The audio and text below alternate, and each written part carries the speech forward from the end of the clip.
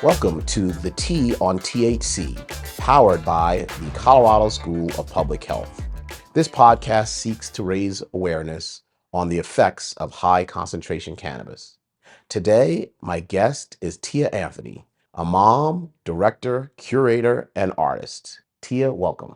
Thank you so much. Tya, please tell us about you, about your career. It's kind of an interesting path that brought us together today. Absolutely. So I have lived my life essentially inside out, is what I like to tell my friends and family that are asking that same question. Originally born here in Colorado in the Springs, and with my military family traveling to Germany, living there for a few years in England, and coming back to the East Coast, up and down the entire 18 states. I think we've lived in more than five, and so landing in Baltimore to for my education, early education, and then returning back to Colorado about 14 years ago to pursue my undergraduate in fine arts and photography. And so there I found myself thinking about being a mother at that point. What are the social and economic and environmental issues that really affect our population, our communities? Very community driven. My 9 to 5, I guess, or my day job is a director of education and community at Redline Contemporary Art Center. And so Redline is a hub for artists, as well as a residency space. But Redline believes in connecting communities and art and education to create positive social change. So that is essentially what brought me to this project. The first art exhibit is Grow Up. So, first, talk to me about this concept of science informed art, and then please tell me about the wonderful artists that you've chosen for the Grow Up exhibit. For sure. So Grow Up was actually curated by Shawnee Berry, who is also an artist and manager at Redline Contemporary Art Center. So Shawnee Berry is a painter, and she connected with local schools that were either alternative or in the Five Points neighborhood to bring awareness to high concentration cannabis effects on youth and children. Utilizing our community connections, our community partners through Redline, Shawnee was able to pull together their students and present a science informed presentation as well to the youth in order to inform their work. So we have Coons Miller, we have Rise Up, and we have Manuel McAuliffe students that are participating in that exhibition, which is being held at the Bell Projects. And the science informed aspect of it is essentially, I think, and it was an extension of their school day. It gave them a place to land with something that was happening in their city that actually mattered. So we were giving them space to look at the data, to look at the research, and then bring that out in a work of art. And as you know, artists are very creative when it comes to processing these kind of dialogues. And for youth, I think they had the freshest perspective on the subject. So, Tia, my next question is about hearsay. So, hearsay is not talking about prohibition. We're talking about educating our youth, and we're talking about educating our parents and our pregnant women that may possibly be either a previous user or utilizing cannabis products while they're pregnant. And so, we want to think about a better world and how we restrict that access to youth and pregnant women. We're thinking about high concentration cannabis is not your grandmother's brownies. This is not your Woodstock marijuana 3%. We're talking about 60 to 70 to 90% concentration. I feel like that impacts our community in a way that we need to educate everyone.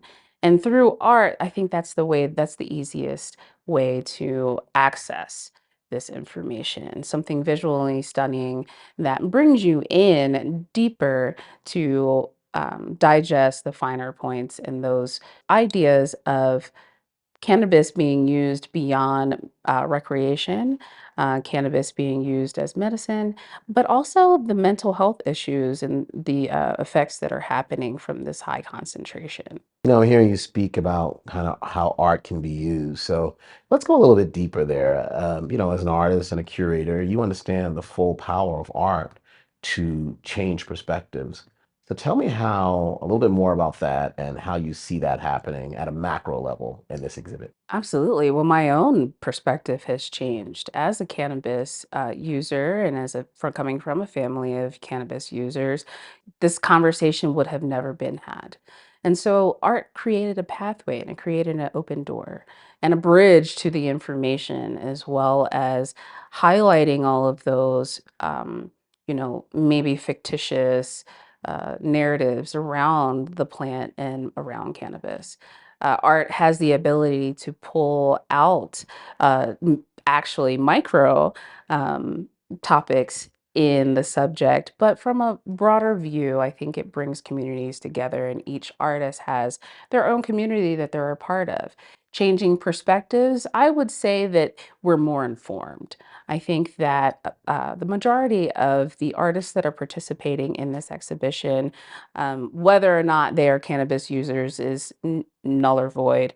I think that they all have their perspectives and they were all coming from a place of being open minded.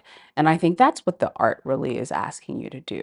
To be open-minded and understanding that there are more than, the media and the dispensaries that have information that we want to share, in depth.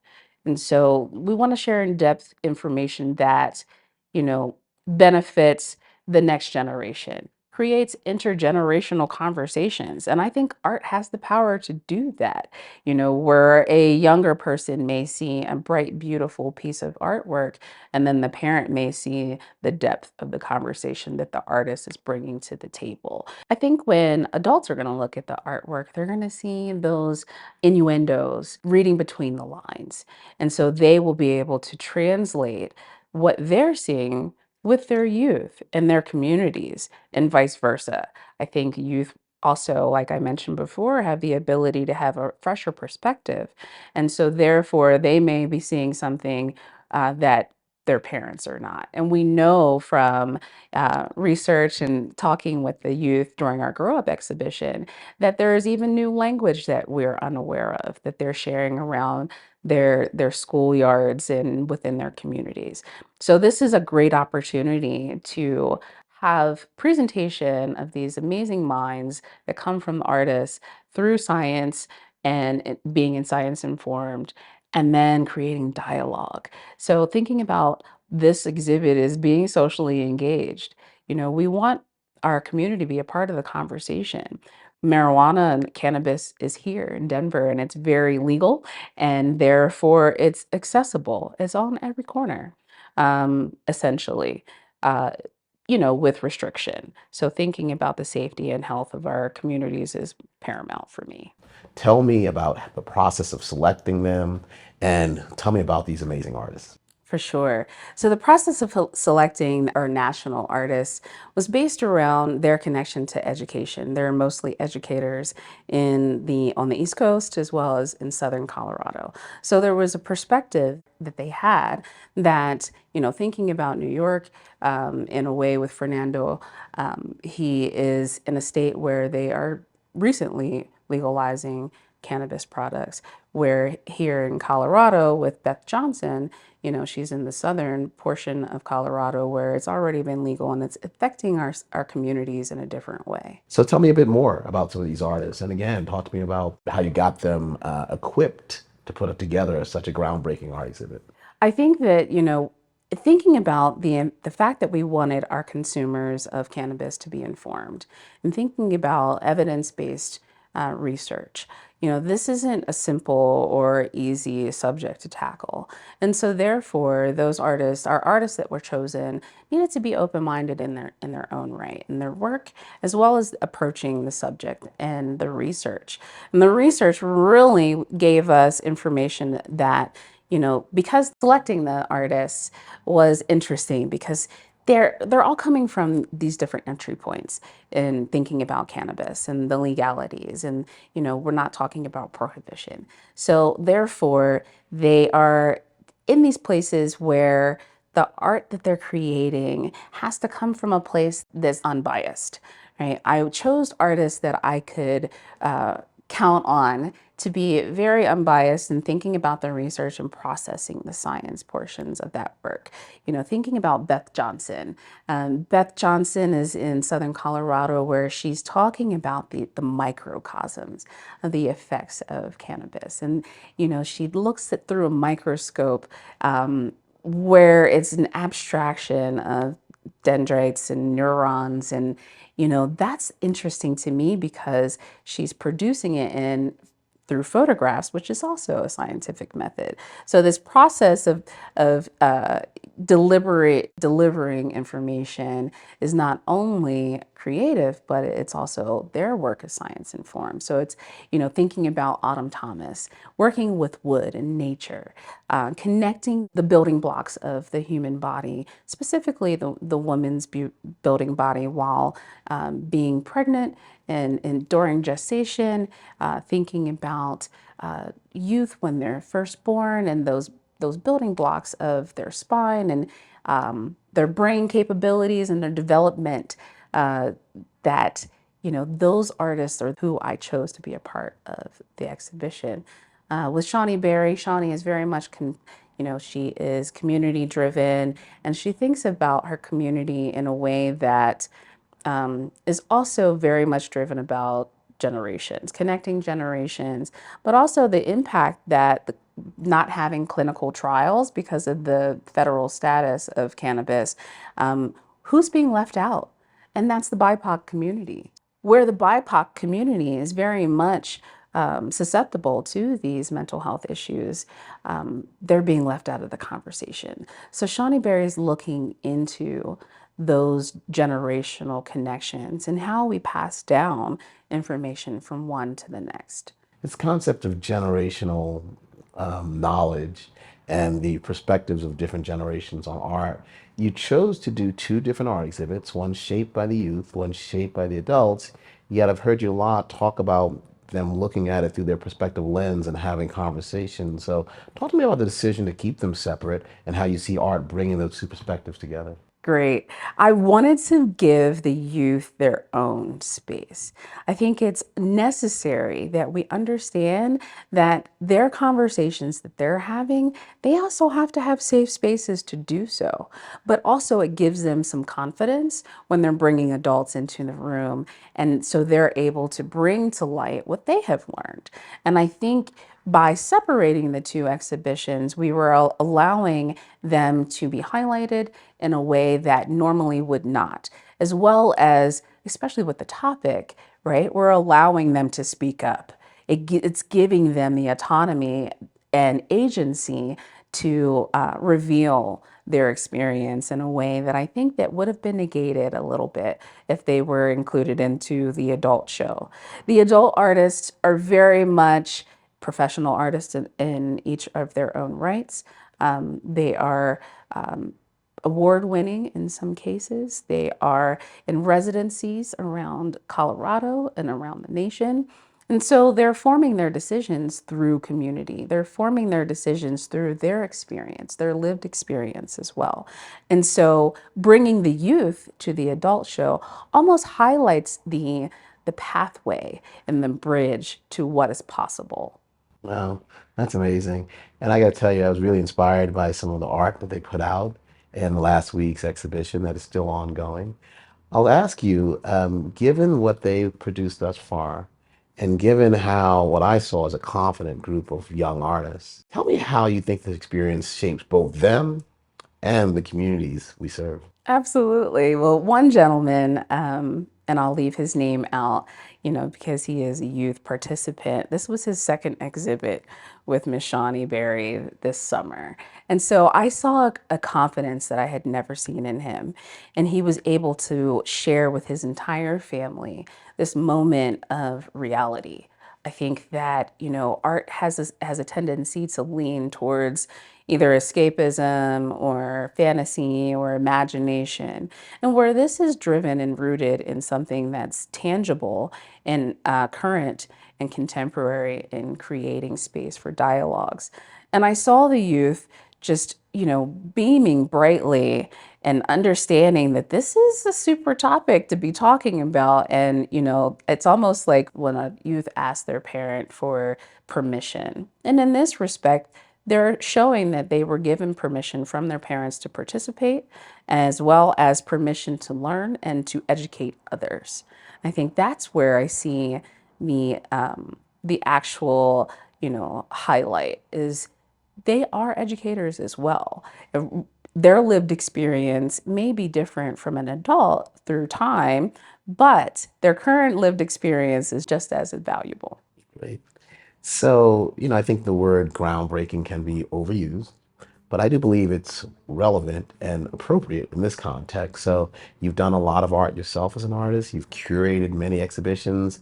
Tell me what makes this different. This is different because it comes from a place where, no one else is really having this conversation.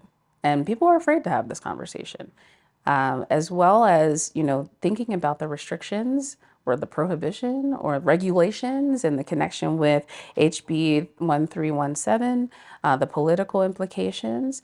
So this is, combining a lot of conversations that are spearheading decision making across the country. I think that, even abroad, we are being highlighted here in Colorado as essentially, the trial of, how do we address this?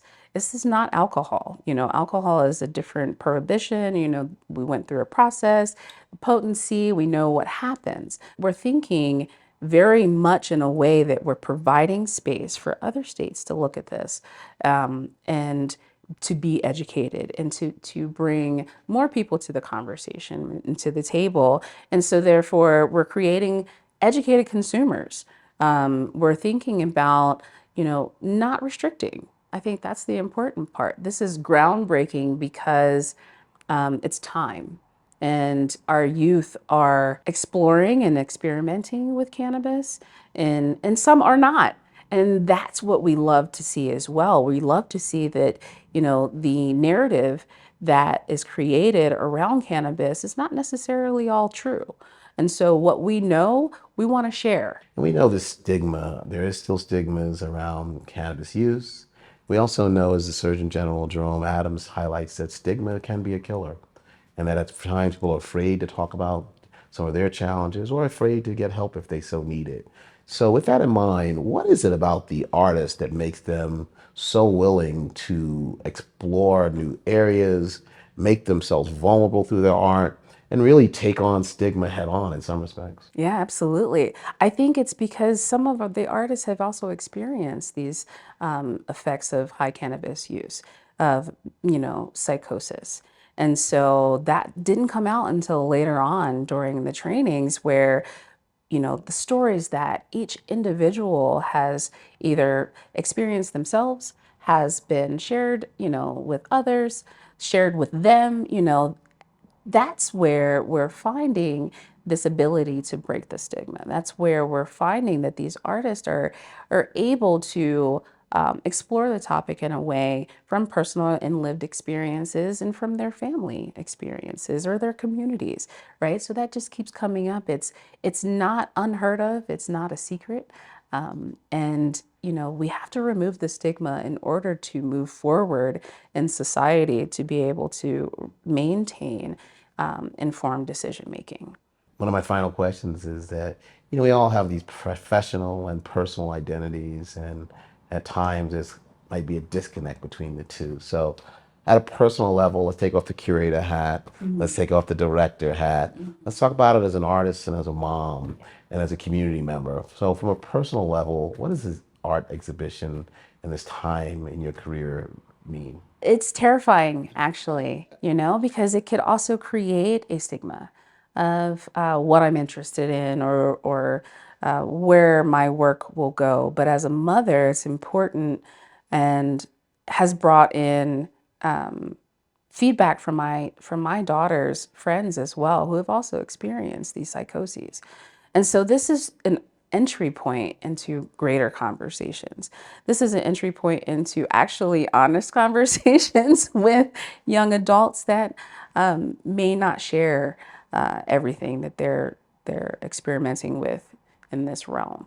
And so for me, my mother lives with us now after my father passed away during COVID. And so I'm able to have these conversations with her. And she's able to share her experience as a young woman utilizing cannabis in the 70s and the 60s and how different that is, and how till, to today. So I think for me, you know, I'm no longer terrified. I was in the very beginning, but I think that this is an important topic to talk about. I think that this is almost, you know, it has ignited me, or it has revived the science and education in me, where I want to dig deeper. I want to dig deeper into research and think about how that informs what we share in public. And I love art for art's sake, but I really feel like art has the power to deliver messages and create spaces that are informed, that drive the culture forward, that, kind of clear up some of the stigma that we're thinking and talking about. So for me, I'm no longer terrified, but I know that it's going to be an interesting ride in, exploring the feedback that comes from this. But I'm open and willing to receive all of it. So Tia, we've talked about a lot today, and it's really been a wide-ranging conversation, and one of my favorite podcasts thus far. As a left-brain person, when I start talking to the artists, I get inspired. I want to start drawing again. So I ask you, what is your one greatest hope with this exhibit? My greatest hope is that viewers and community understand that there is evidence that states there are physical and mental health risks with utilizing high concentration cannabis, especially in the realm of children under the age of 25, as well as women who are pregnant, breastfeeding, and especially in the developmental stage of the fetus. Well, thank you for your wisdom, your insight, and your courage to put on such an exhibit. We too want to provide just the facts at the T on THC. So hearing you say that you were inspired to learn more, that's our hope for all our listeners and for all that visit our website at the TOnTHC.org. So Tya Anthony, thank you. Thank you so much. So that concludes our podcast today on the T on THC with Tya Anthony, curator of Hearsay.